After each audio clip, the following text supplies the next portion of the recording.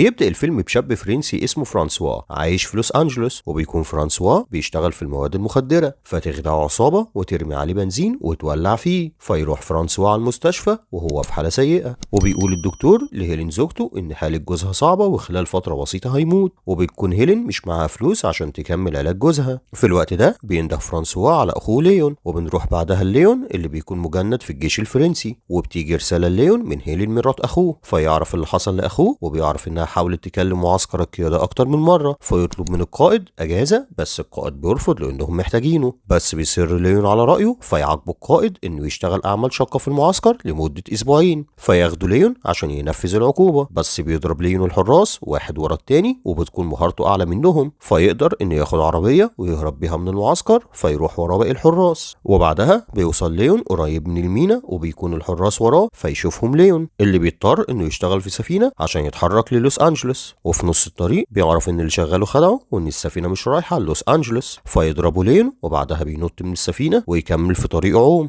لغاية لما يوصل لأقرب مدينة، وبيكون ليون مفلس، فيحاول يتصل بهيلين بس ما بيعرفش عشان مش معاه عملات معدنية، فيشوف ليون بعدها ماتشات قتال برهانات، فيروح ليون لجاشوا منظم الماتشات ويقول له إنه عايز يقاتل في ماتش، فيجي مقاتل قوي ويبدأ جاشوا يجمع الرهانات ويبدأ القتال بينهم، وبيتفادى ليون الضربات بكل سهولة، ويوجه بعدها لكمات للشخص اللي بيواجهه، وبيقدر ليون إنه يفوز عليه بكل سهولة، فياخد ليون مكسبه من جاشوا، ويحاول يتصل بهيلين بس بيكون في مشكلة في الرقم، فيقول ليون لجاشوا إنه عايز يروح لوس أنجلوس، بس بيقول له إن الفلوس اللي معاه مش كفاية، فياخده جاشوا عشان يقابل سيدة أعمال اسمها سينسيا بتنظم ماتشات بمبالغ كبيرة، فيشوف ليون ماتش بين اتنين وبيفوز واحد منهم قوي اسمه سوني، وبعدها بتقول سينسيا ليون يستعد عشان يلعب سوني، فيبدأ يجمعوا الرهانات، ويحاول سوني إنه يستفز ليون، وبتبدأ المواجهة بينهم، فيقضي ليون على مستقبل سوني بضربة واحدة، وبعدها بيركب ليون وجاشوا مع سينسيا اللي بتعرض عليه إنه يلعب لصالحها ماتشات تانية، بس بيقول لها ليون إنه مسافر للوس أنجلوس، وبعدها بينزل ليون من العربية فيمشي ورا جاشوا ويحاول يقنعه إنه يقبل عرض سينسيا عشان يكسب فلوس كتير، وتاني يوم بيروح ليون للمستشفى في لوس أنجلوس ويعرف إن أخوه فرانسوا مات، وبيكون جاشوا مستني ليون بره، فلما يخرج ليون بيقول لجاشوا يبعد عنه ويسيبه في حاله، ويروح بعدها ليون لبيت أخوه، وبيقابل نيكول بنت أخوه اللي عمره في حياته ما شافها، فتاخده نيكول لهيلين أمها، وبتكون هيلين متضايقة من ليون عشان بعتت له أكتر من مرة فتأخر عليها وما جاش غير بعد وفاة أخوه بفترة، فيعتذر لها ليون ويقول لها إنه ما كانش بإيديه وإنه عمل المستحيل عشان يجي لهم، بس بترفض هيلين إنه يدخل البيت وتطلب منه يبعد عنها وعن بنتها، ويحاول ليون إنه يساعدها بفلوس، بس بترفض هيلين الفلوس وتقول له إنها مش عايزة أي حاجة منه، وبعدها بيقابل ليون جاشوا ويقعدوا مع بعض في بار، ويقول ليون لجاشوا إنه موافق على عرض سينسيا، فياخدوا جاشوا بعدها الفندق بتمتلكه سينسيا، وتبدأ سينسيا تهتم بليون ويظهر إنها معجبة بيه، وبمرور الأيام بيراقب ليون هيلين ونيكول من بعيد ويخلي باله منهم، وبعدها بيروح ليون لسينسيا ويقول لها إنه موافق إنه يقاتل لصالحها، بس تفتح له حساب بنكي باسم شخص تاني وتحط له المكسب بتاعه في الحساب ده، وما بيرضاش ليون يقول لها أي تفاصيل تانية، وبعدها بيرفض ليون إنه يدخل في علاقة مع سينسيا، فتقول له إن كل اللي بينهم الشغل بس، وبتطرده من المكان، وبعدها بيجي وقت ماتش ليون مع شخص لابس لبس اسكتلندي، فيضرب ليون في أول الماتش في عينه ويبدأ يسيطر عليه، بس بيقاوم ليون ويحاول يضربه، فيرمي الشخص ده على العربية، بس بيضربه ليون ركلة قوية ويسيطر عليه سيطرة كاملة ويقدر إنه يفوز عليه في النهاية، وبعدها بيروح جاشوا لهيلين على إنه موظف في شركة تأمين، ويديها شيك بمبلغ ويقول لها إنه فرانسوا كان عامل بوليس التأمين ليها، ويعرفها إن كل شهر هيجيب لها شيك بالمبلغ، وبيستمر ليون في القتال عشان خاطر هيلين ونيكول، وبيفوز في ماتشاته عشان يوفر لهم مبلغ يأمن حياتهم بيه، وبيخلي ليون عينيه على هيلين ونيكول من غير ما يحس بوجوده، بس بيكون جنود من الجيش الفرنسي بيراقبوا هيلين عشان يعرفوا مكان ليون، فينجحوا فعلا في كده، بس بيفلت منهم ليون المرة دي، وبعدها بيروح ليون فيقابل نيكول ويتكلم معاها، فيحاوطوا ضباط الجيش، فيخلي ليون نيكول وهيلين يبعدوا عن المكان، وبيطلب الضباط من ليون يرجع للمعسكر معاهم، بس بيقول لهم ان حياة نيكول وهيلين متعلقة بيه، ويطلب منهم اسبوع كمان يأمن في مستقبلهم وبعدين يرجع معاهم للمعسكر، فلما يرفضوا طلبه بيجروا ليون منهم ويشتبك معاهم ويضربهم، بس بياخد ليون لكمات قوية في ضلوعه فيمسكوه، بس بيوقع ليون عليهم تنت خشب، فيهرب منهم ويركب عربية روسل مساعد سينسيا اللي كان بيراقبه. وفي المستشفى بيقول الدكتور لليون إنه عنده ضلع مكسور ويطلب من ليون يستريح لمدة شهر، بس بيديله ليون رشوة عشان ما يقولش لسينسيا وروسل إن ضلعه اتكسر. وبعدها بتشوفه سينسيا وبتكون قلقانة على إصابته وبتعرف كل حاجة عن عيلة فرانسوا أخو ليون. وبيروح بعدها جاشوا وليون لهيلين ويشرح لها جاشوا ويعرفها إن ليون بيقاتل عشان خاطرها هي ونيكول. وبتعرف نيكول إن ليون يبقى عمها. في الوقت ده بتشوف سينسيا منافس ليون في الماتش اللي جاي اللي بيكون واضح إن شرس وعنيف جدا. وبتتفق سينسيا مع الجنود اللي عايزين يمسكوا ليون إنها هتسلمهم ليون بعد ما يلعب ماتشه ويتغلب من المنافس القوي ده. في الوقت ده بيكون ليون نقل هيلين ونيكول لبيت جديد وبيجيب لهم حاجات كتير وبيطلب من هيلين ما تشتغلش وهو هيتكفل بكل مصاريفهم. وبعدها بتقابل سينسيا ليون وتقول له إن هيلعب ماتش أخير هيجمع من خلاله مبلغ كبير وبعدها هيعتزل لو عايز ويتفرغ لعيلته الجديدة. فيوافق ليون ويروح يفسح هيلين ونيكول وبيعرف هيلين إن عنده ماتش مهم هيكسب منه فلوس كتير هتغير حياتهم للأحسن. وبعدها بيعرف جاشوا إن ليون ضلعه مكسور فيزعق له جاشوا ويطلب منه ما يلعبش الماتش وهو مصاب، بس بيقول له ليون إنه هيعمل المستحيل عشان يكسب الماتش ده. وبعدها بيوصل ليون لمكان القتال وبيشوف هناك الجنود اللي عايزين يمسكوه فيفهم ليون إن سينسيا بعته ليهم. وبيجي بعدها المصارع اللي هيلعبه ليون وتبدأ المواجهة بينهم. فيسيب المصارع ليون يضربه لكمات في وشه ويضربه ركلة قوية توقعه على الأرض. وبعدها بيوجه المصارع لليون ضربة قوية في ضلعه المكسور وبيكون عارف من سينسيا إن ليون متصفي ضلوعه. وبنعرف إن سينسيا راهنت بكل فلوسها على خسارة ليون. وبعدها بيسيطر على ليون سيطرة كاملة بس بيضربه ليون ركلة في وشه وبعدها بيوجه له ضربات تانية بس بيستغل المصارع إصابة ليون ويوجه له بعدها ضربات قوية في ركبته ويمسكه بعدها من رقبته ويضربه ضربة قوية في راسه فيقع ليون على الأرض بس بيقوم مرة تانية فيتضرب لكمات قوية في وشه. وبيكون ليون فقد جزء كبير من قوته فيحاول جاشوا إنه يقنع ليون بالانسحاب من الماتش وما يفكرش في الفلوس اللي هيخسروها، بس ما بيسمعش ليون كلامه ويقوم مرة تالتة فيبدأ الجمهور يتعاطف مع ليون فيسقفوا له كلهم حتى الجنود اللي كانوا عايزين يقبضوا عليه. وبعدها بيوجه ليون ركلة قوية للمصارع ويبدأ ليون في السيطرة عليه ويوجه له ركلات قوية فيقع المصارع بره الحلبة بس مش بيسيبوا ليون ويوجه له ركلات تانية ويضربوا لكمات قوية فيقدر ليون انه يكسب الماتش في النهاية بعد ما بيكون افقده كل قوته وخلى وشه شوارع. وبتكون سينسيا مقهورة على فلوسها اللي خسرتها. وبعدها بياخد الجنود الفرنسيين ليون اللي بيكون مش قادر يمشي على رجله. وبعدها بيروح ليون لهيلين ونيكول وبيكون الجنود في انتظاره بره فيقول ليون لهيلين ياخدوا الفلوس اللي كسبها ويبداوا حياة جديدة في مكان تاني. وبيودعهم ليون وبيوصي جاشوا عليهم وبيركب بعدها مع الجنود الفرنسيين بس في نص الطريق بيوقفوا العربية ويقولوا ليون ينزل من العربية بعد ما بيكونوا تعاطفوا معاه ومع نيكول وهيلين فيرجع ليون جاري لنيكول ويحضنهم ويبداوا مع بعض حياة جديدة ويخلص الفيلم. وبكده يكون فيلم النهارده خلص. اشوفكم على خير في ملخصات تانية ولو في فيلم عايزنا نلخصه اكتب لنا في الكومنتات وما تنساش اللايك والسبسكرايب. سلام.